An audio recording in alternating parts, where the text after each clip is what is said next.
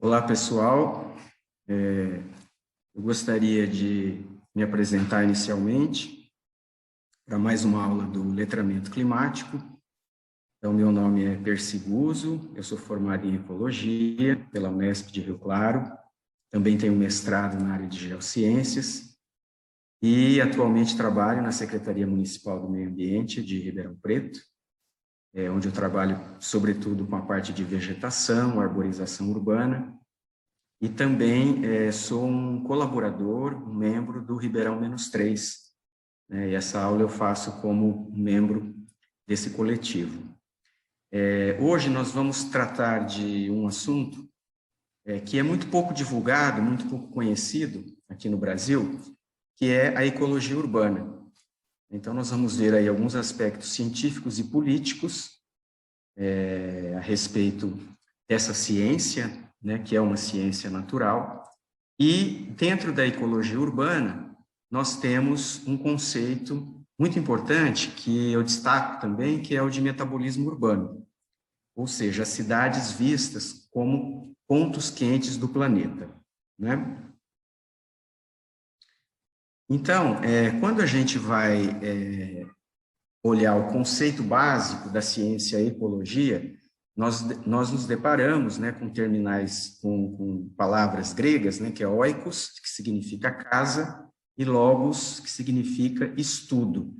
Então, a rigor, né, ecologia seria o estudo da casa. Que casa? É a casa onde nós vivemos, ou seja, o estudo do lugar onde se vive, né, o estudo do meio ambiente, tá? E a ecologia, ela foca, pessoal, no estudo das relações entre os seres vivos e o meio físico e químico, né, onde esses seres vivos sobrevivem, né? Então, bem como as suas recíprocas influências, né, entre os micro-organismos e as espécies de fauna e flora, tá?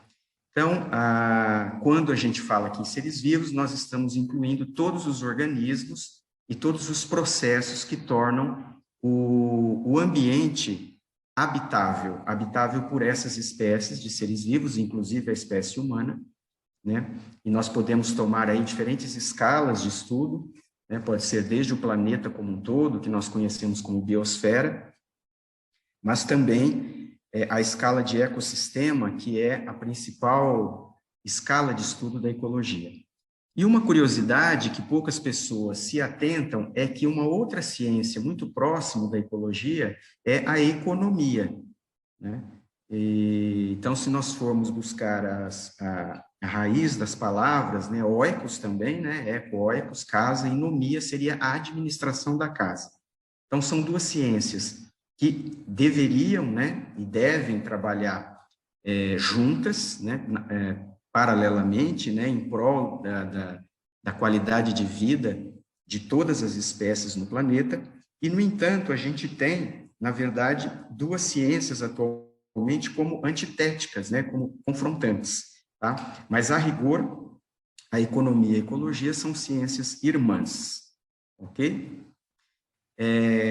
Tudo que eu vou comentar com vocês agora a respeito de ecologia urbana, quase tudo, né, eu tirei desse livro, que para mim é uma bíblia, né, que é Naturaleza e Ciudad, Planificação Urbana e Processos Ecológicos, né, que é de um canadense, Michel Roque, né, mas que eu tenho, existe a versão em espanhol, eu não conheço uma versão em língua portuguesa, e essa edição é uma edição de 2003, né? E eu tenho aqui, então, fisicamente, né? O Naturaleza e Ciudad, que seria um dos principais livros na área da ecologia urbana. Então, que eu conheça, né? Eu recomendo esse livro para quem se interessar um pouco mais pelo assunto. Existe a versão em inglês e em espanhol. Eu gostaria de tratar com vocês, inicialmente, quais são os princípios, né, os pressupostos principais da ecologia urbana. Então, o primeiro é de que a ecologia urbana estuda, né, qual é o campo de estudo da ecologia urbana. Então, a biodiversidade, né, em áreas urbanas, relacionada, então, à diversidade de habitats, né? E também a gente poderia incluir aqui os nichos ecológicos, né, das espécies que habitam e que vivem e sobrevivem nos ambientes urbanos. Um outro foco de estudo da ecologia urbana é o clima urbano, né, e a influência desse clima urbano, dessa área urbanizada sobre as plantas, os animais, e aqui eu incluo a espécie humana como uma espécie animal. Nós também somos, né, nós temos a nossa dimensão biológica, além de cultural. Um outro foco de estudo, os fluxos de energia e matéria, o metabolismo urbano, que nós vamos nos deter sobre esse conceito um pouquinho mais adiante, na minha fala. A ecologia urbana também vai dar conta do solo, subsolo, atmosfera e água como suporte para diferentes espécies no ambiente urbano. Então, como é que estão esses ambientes físicos em função das alterações da urbanização? A questão da sustentabilidade, tá? E também a ecologia urbana, ela dá conta, ela se propõe a integrar a ecologia enquanto ciência, economia, sociologia e cultura. E aqui eu também já faria uma observação importante de que a ecologia urbana, ela foi e é muito desenvolvida na Alemanha, né? Muito pouco conhecida ainda no Brasil. Agora, com as questões de mudanças climáticas, a gente percebe uma preocupação maior em se criar cidades que possuam uma resiliência maior em função das mudanças do clima, então os pressupostos da ecologia urbana sendo considerados. Mas os alemães, desde a década de 60, talvez até antes, desenvolveram essa ciência, e eu tive, na minha formação, a felicidade de ter como orientador, tanto no meu TCC de graduação como no meu mestrado, o professor Felisberto Cavalheiro, que ficou muitos anos estudando na Alemanha, fez o doutorado lá, e trouxe, então, para o Brasil, na década de 80, e depois por outras décadas, vários anos, como professor da Unesp, depois da USP, esses princípios, esses conceitos importantes dessa ciência, que é uma possibilidade de remodelação, de remodelagem das cidades, tá? Então, agora sim, os princípios, os 4 principais princípios da ecologia urbana. O primeiro deles, de que a vida urbana, separada dos processos naturais, ela é destrutiva. Então, é um grande equívoco nós nos colocarmos como uma espécie à parte da natureza, né, ou uma espécie superior. Nós temos uma dimensão natural importantíssima, nós somos natureza, né, então, e a cidade muitas vezes, na maioria das vezes, expressa essa separação entre o humano e a natureza, o que é um equívoco. Um segundo princípio, procura-se criar novas paisagens que gerem modos de vida saudáveis e que não se limitem a remediar os males da urbanização. Então, aqui também um pressuposto, um princípio muito importante. A ecologia urbana se propõe a não apenas remediar, mitigar, diminuir os males dessa urbanização que nós conhecemos, que provoca tantos impactos ambientais negativos, mas, sobretudo, gerar espaços através do desenho urbano, e aí um grande desafio para os urbanistas, gerar espaços que promovam modos de vida saudáveis, né? Um terceiro princípio, a crença não é apenas na tecnologia, então não é apenas com tecnologia que nós vamos tornar o ambiente urbano saudável, né, salubre e satisfatório para a sobrevivência das diferentes espécies. Então, sobretudo, a partir de pressupostos de manejo, conservação e do desenho urbano, que é, então, a grande contribuição da ecologia urbana. E um quarto princípio baseia-se na consciência de que os processos naturais e os assuntos humanos são inseparáveis, né? Então, está muito relacionado com o primeiro princípio que eu comentei aqui com vocês. Como eu disse aqui já, o principal objetivo, a principal função da ecologia urbana, como uma ciência natural, é fornecer bases para uma estratégia alternativa de desenho urbano. Tá? Então, ela se propõe a subsidiar uma remodelagem, né, uma outra forma de desenhar e de conceber o espaço urbano. Então, o ecólogo aí, o biólogo, que também trabalha com ecologia urbana, tem muito a contribuir com a formação do urbanista e do arquiteto. Né? Uma primeira questão importante, que é tratada na ecologia urbana, é a contradição de valores, né, entre uma paisagem formal, né, como nós vemos nessa figura aqui no alto, né, uma árvore toda podada, um canteiro de flores, né, que recebe insumos e cuidados constantemente, e em contraponto com a paisagem natural, uma paisagem mais fortuita, mais espontânea, onde a ação humana é bem menor. E daí, então, surge uma pergunta importante: quais são os lugares abandonados da cidade que requerem habilitação? Então, verdadeiramente, que tipo de espaço requer uma reabilitação? Uma paisagem formal, desenhada e controlada pela ação humana, ou uma paisagem natural, espontânea, fortuita, né?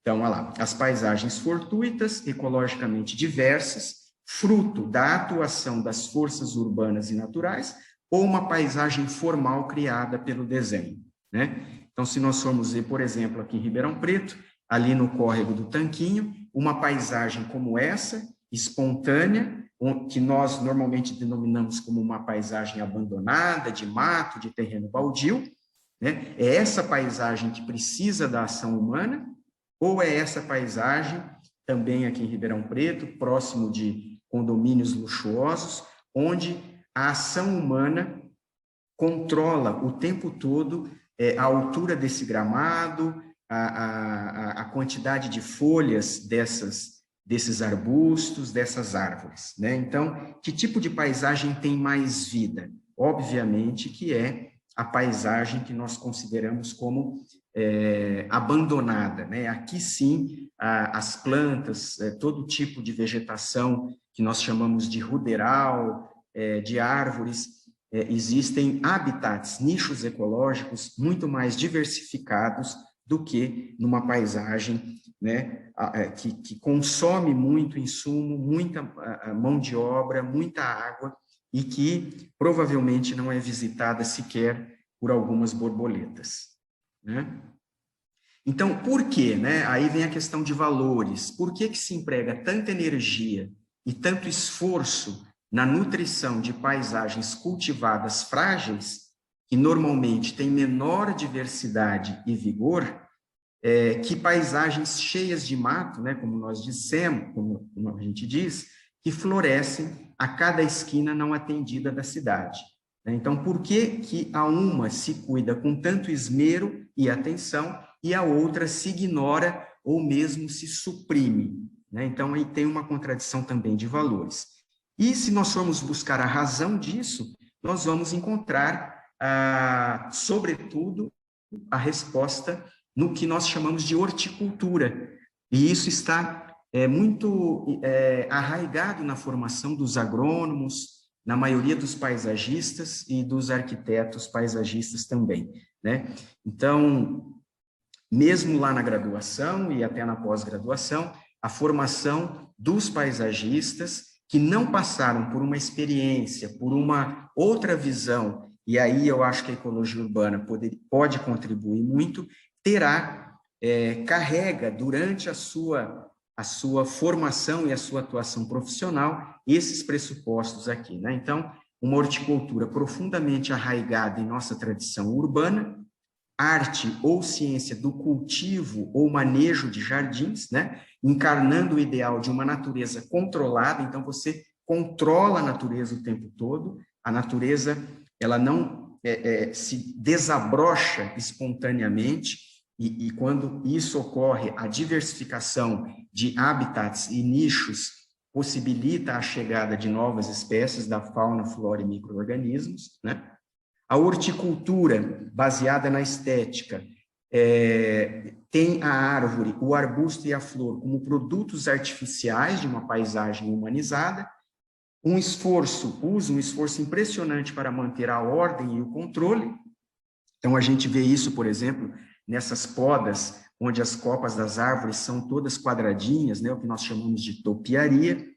Imponente coleção de máquinas, fertilizantes, herbicidas e mão de obra. Então, tem todo um mercado de produtos e de serviços por trás dessa horticultura focada, sobretudo, na estética, e mantém uma paisagem cercada e congelada da mesma forma em que foi concebida no desenho original, não permitindo que esses jardins, que essas praças, que esses parques, que essas paisagens desabrochem e floresçam de um modo mais espontâneo, né? O contrário, controlando o tempo todo a vegetação que foi concebida no desenho original. Já indo para o segundo assunto, e como um conceito muito importante dentro da ecologia urbana, nós temos o que chamamos de metabolismo urbano. E as cidades, pessoal, podem ser consideradas como pontos quentes do planeta quando nós enxergamos e olhamos, né, interpretamos, melhor dizendo, a cidade como, a partir da ecologia, a partir desse conceito de metabolismo urbano. Primeira coisa, é importante trazer o conceito de ecossistema. Então, aqui tem um desenho em que mostra aqui no canto superior esquerdo da tela o principal fluxo de energia que entra no ecossistema é o Sol, né?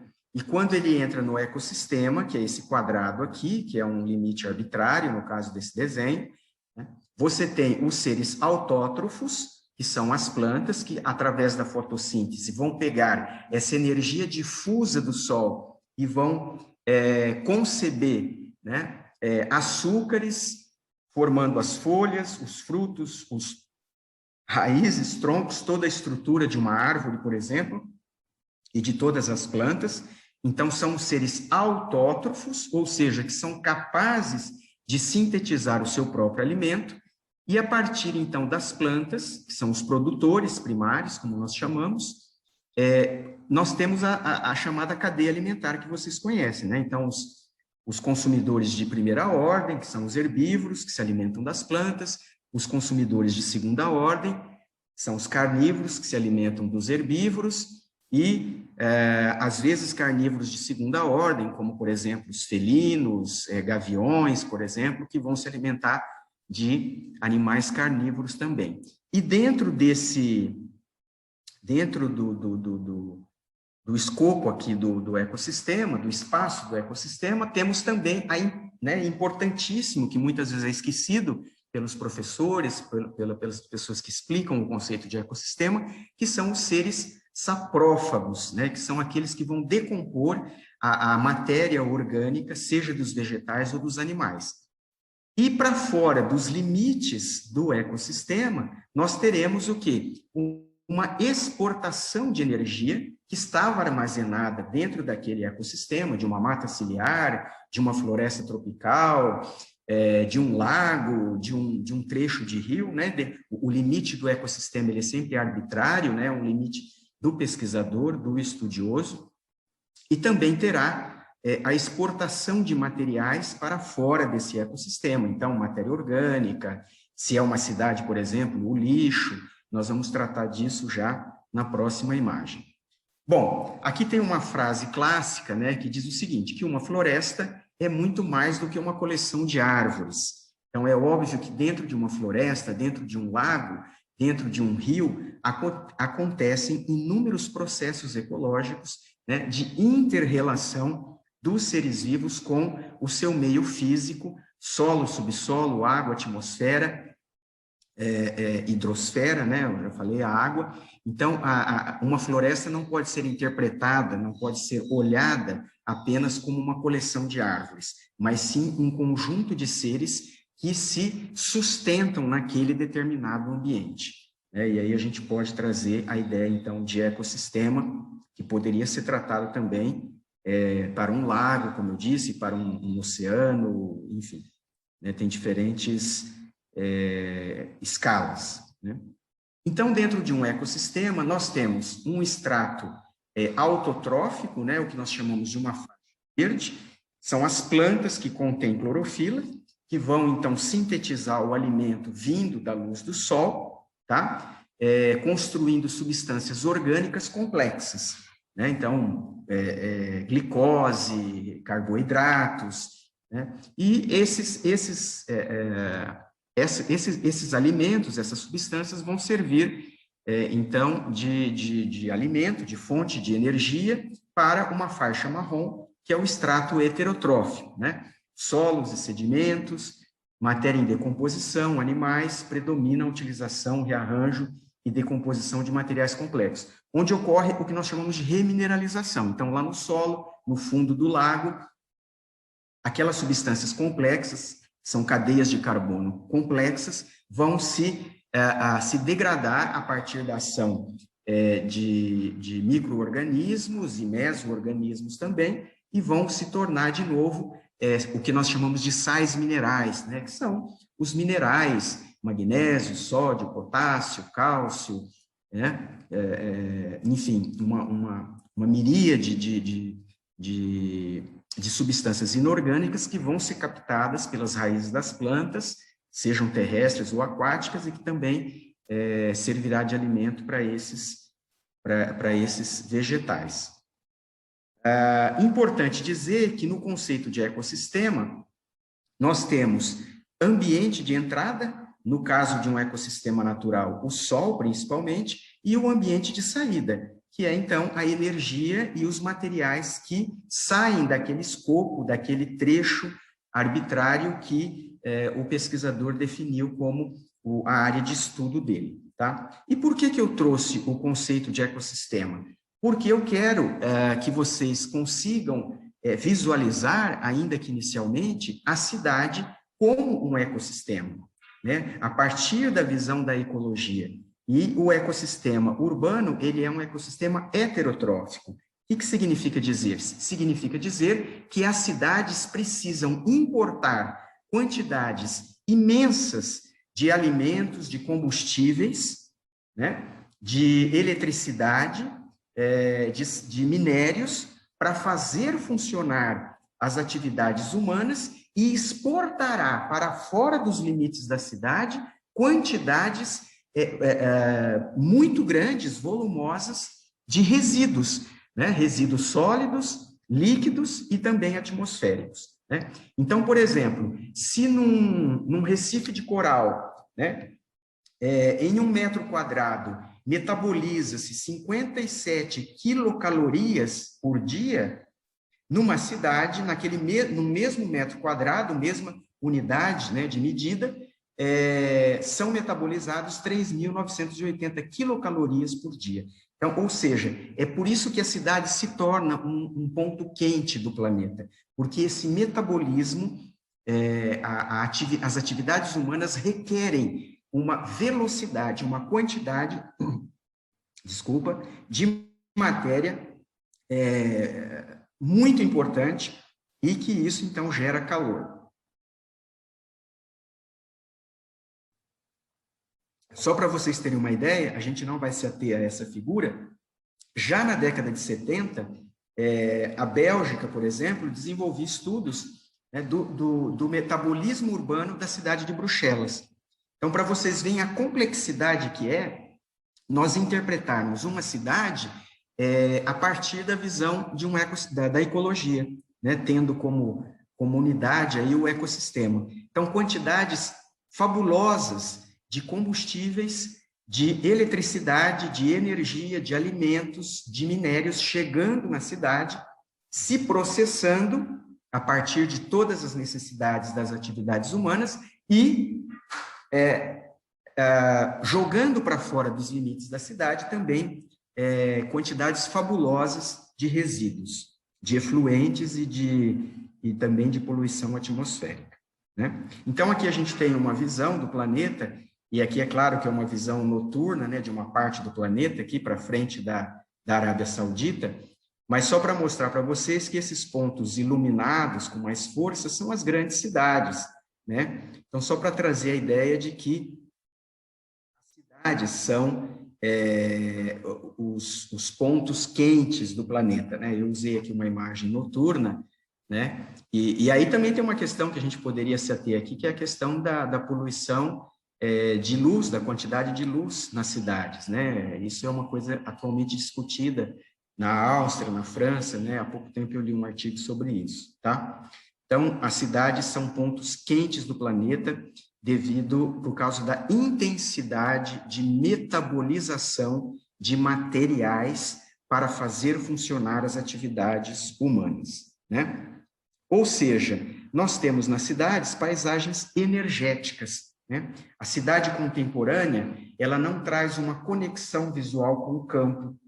Os parques são somente utilizados para recreação. As nossas áreas verdes públicas, os parques, praças, né, não todos, mas alguns, poderiam ter a produtiva de produzir alimentos, produzir madeira, produzir resinas. Por que a cidade ela é tão dependente assim do campo? Porque nós exportamos tudo da natureza e do meio rural.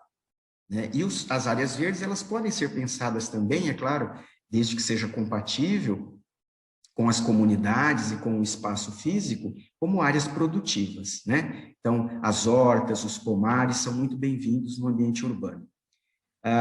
Essas paisagens energéticas, há uma exclusão mútua, né, da cidade e do campo, como duas coisas muito distintas, o que também é um equívoco, né? E, já falei, o uso abundante de energia, não só de energia, mas também de água e de combustíveis, né? Alimentos também. Ou seja, quando nós pensamos no conceito de pegadas ecológicas, nós podemos pensar isso na escala de indivíduo, de cidade, que é o que eu estou tratando com vocês, de país ou de planeta, né? Então, o que a gente imprime como cidadão, como indivíduo, como consumidor no planeta, a partir do consumo que eu faço e do meu modo de vida, da forma como eu me alimento, como eu consumo água, como eu gasto, como eu me desloco de um lugar para o outro, né? A questão da mobilidade. Então, essas pegadas ecológicas, é um conceito que eu tenho certeza que vocês conhecem, ela pode ser pensada, então, na escala de cidade. Qual é a pegada ecológica de Ribeirão Preto? Qual é a pegada ecológica de uma cidade como Nova York? Qual é a pegada ecológica de uma cidade pequena no interior do Amazonas? Então, são modos de vida diferentes e que vão trazer a quantidade de lixo, o tipo de lixo, a quantidade de energia, muito diferente se nós compararmos, por exemplo, Nova York, Ribeirão Preto e uma cidade no interior do estado do Amazonas, né? Então, nós podemos pensar a cidade tendo um metabolismo linear, que é o que ainda prevalece nas nossas cidades, infelizmente, né? Então, aquilo que eu já disse, desculpa se eu fico repetitivo, mas chegando na cidade, a partir do ambiente natural e rural, quantidades absurdas de alimento, de energia, de mercadorias, para fazer o desenvolvimento das atividades humanas e a gente exporta quantidades imensas de resíduos inorgânicos, emissões atmosféricas, lixo orgânico, né? Então, um metabolismo linear. Qual que é o desafio? O metabolismo circular, ou seja, que é essas mercadorias, essa matéria, essa energia que chega na cidade, né, que ela seja reutilizada e que no próprio espaço físico da cidade seja possível você produzir alimentos, produzir energia, por exemplo, tetos solares das casas, né? Então, existe muitas coisas aí que vêm dando sinais da possibilidade de termos cidades que consigam, pelo menos em parte, produzir a sua própria energia e a sua própria matéria, né? Que vai se metabolizar naquele espaço. Dessa maneira, a gente vai exportar para fora do ambiente urbano, do ecossistema urbano, quantidades menores de resíduos de efluentes e de emissões atmosféricas, né? Então, o desafio está aí no metabolismo circular, né? E já indo para o final da minha fala, eu queria trazer um pouco da discussão dessa ideia de ecossistema urbano, fazer a relação com a educação ambiental, já que nós estamos aqui dentro de um curso de letramento sobre o clima, né, sobre as mudanças climáticas, e o que a gente deve ter como missão principal é criar cidades, e as escolas estão dentro das cidades, a maioria delas, criar cidades resilientes. Então, vejam bem, a partir, né, aqui no centro da figura, de uma horta, por exemplo, ou de um pomar, é possível que a gente estabeleça, que a gente faça estudos, desenvolva estudos, né, e conhecimento com as crianças a respeito, por exemplo, das estações do ano, né? Então, com a mudança da floração, da frutificação, da queda de folhas, do desenvolvimento das plantas, é possível a gente falar, por exemplo, na sazonalidade, né, ao longo do ano, né? Então, nós temos, por exemplo, em Ribeirão, um outono e inverno mais seco, e com temperaturas mais amenas, e uma primavera-verão mais úmida e também mais quente. Então, tudo isso vai influenciar na nossa horta, no pomar, né?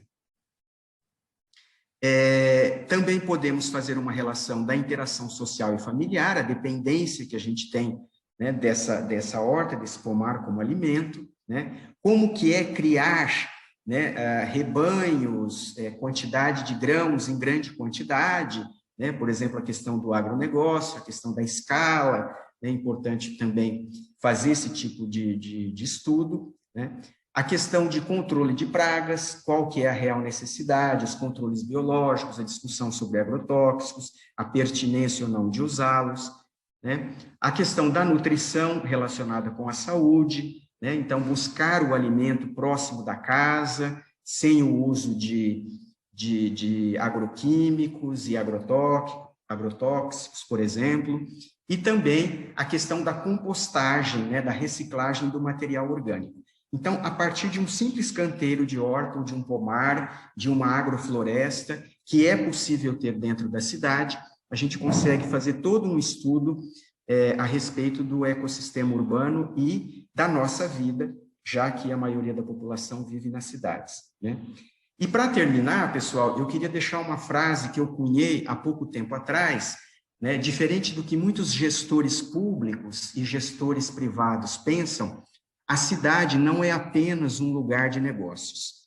A cidade é, por excelência, a casa onde a maioria da população brasileira, paulista e mundial vive e sobrevive. Então, é muito importante que a gente olhe para a cidade com mais cuidado e desenvolva um modelo de urbanização que traga um modelo de vida mais sadio, mais saudável para as pessoas, né? Que a gente não se deixe levar apenas o crescimento das cidades como a venda de lotes, a venda de residências e apartamentos. Então, a cidade não é apenas um lugar de negócios. Antes disso, bem antes disso, ela é o principal ambiente onde vive a maioria da população humana. Muito bem, são esses conteúdos, essas ideias que eu queria trazer para vocês no dia de hoje. Eu espero que vocês tenham captado parte, né, ou no todo, esses conceitos, essas ideias, e eu também quero aproveitar e agradecer ao pessoal da FEA, USP, que está coordenando essa formação, junto com os professores da Rede Municipal de Ensino de Ribeirão Preto, e também o convite que me foi feito pelo pessoal do Ribeirão -3. Muito obrigado e um abraço para todo mundo.